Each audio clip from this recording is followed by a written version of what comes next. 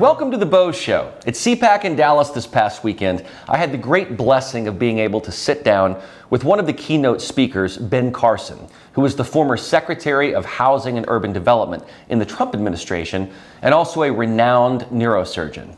I met Dr. Carson in 2016 and actually called him on stage when I performed at Mar-a-Lago.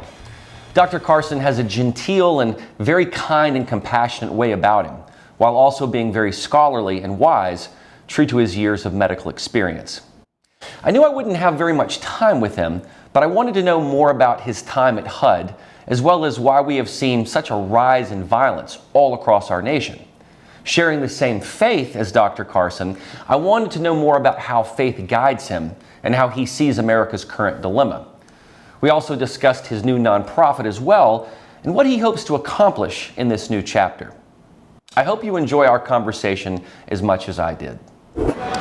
Welcome to the Beau Show. My guest today here at CPAC is former Secretary of Housing and Urban Development and renowned neurosurgeon, Dr. Ben Carson. Dr. Carson, thank you for being here. Always good to be with you. Mr. Secretary, I've had the great fortune of meeting you and being on stage with you at Mar-a-Lago before and met your lovely wife, Candid. As you reflect upon your time in the Trump administration as HUD Secretary, how do you reflect upon that and what improvements do you think were made under your captaincy? Well, it was a very interesting entrance into government because I didn't have any assistant secretaries for the first 5 months. Wow. No deputy secretary for the first 8 months. I think they were trying to smoke me out, but it didn't work. And we ended up with absolutely spectacular people. But one of the things that was most disturbing is that there had been not an active CFO office for 8 years. Wow. And the finances were an absolute bedlam. So that was the first thing that had to be straightened out. There had never been an audit for several years there because there were so many material defects, it was not possible to do an audit. So we managed to get a 37-year veteran from Ernst & Young with a lot of cajoling and arm twisting to come. He looked at the books, he said, Ernst & Young's would have never taken you all on as a client. But we got it all straightened out. We got a lot of the IT issues solved. We had such old platforms to run our IT systems on that we were safe from hacking because no one knew how to hack anything that old. Yeah. But we got all of that straightened out. And that allowed us to then be able to pursue some of the real policies that made a big difference. Allowed us to lead the effort for opportunity zones, foster youth to independence. There were 20,000 youth aging out of foster care each year with nobody to take care of any of their needs. Fixing that program.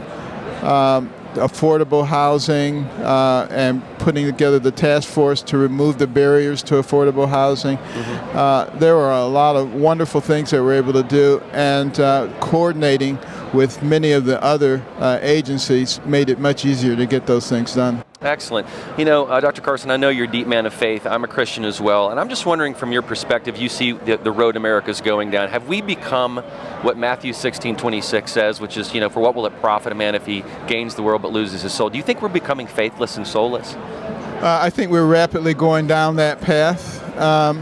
But, if you look at the stages of civilization, just before the last stage, which is complete domination, you have apathy and dependence.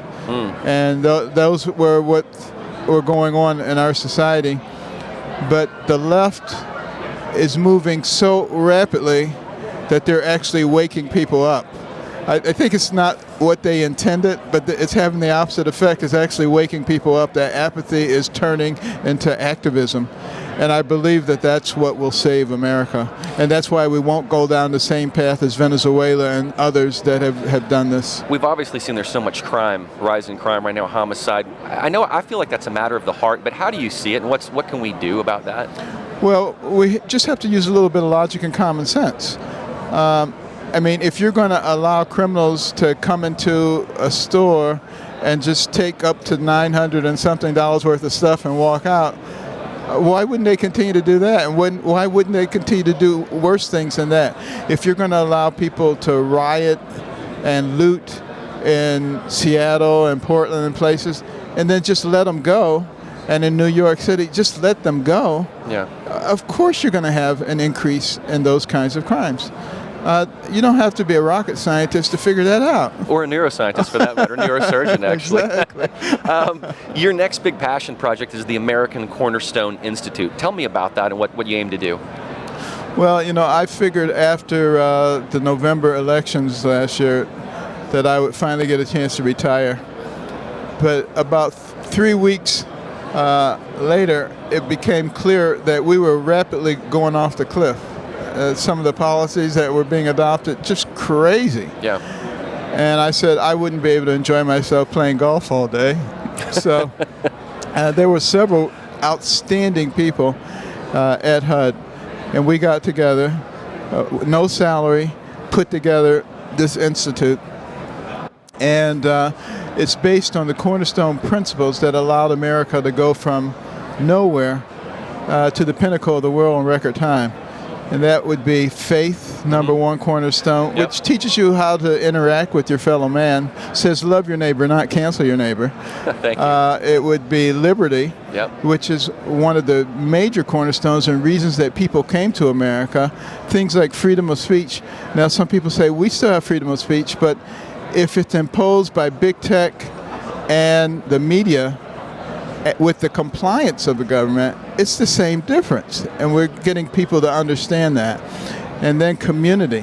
One of the reasons that we did so well as a nation is because we were able to work together. People with different skills and talents working together in all these little towns and hamlets to expand. And then the last one, life. If we've gotten away from our appreciation of life from the womb to the tomb, we become much more callous in our reactions toward each other. And then the little patriots, working very hard to instill the right information in our young people. It was Vladimir Lenin who said, give me your young people for 4 years and the seeds that I plant will never be uprooted. Well, that's what the left is trying to do to our school systems, and we obviously want to make sure that they get the right information, warts and all, because all societies have warts. We don't want to try to hide the warts, but we want to learn from our history, not hide and alter our history, because your history gives you your identity, and your identity gives you your beliefs.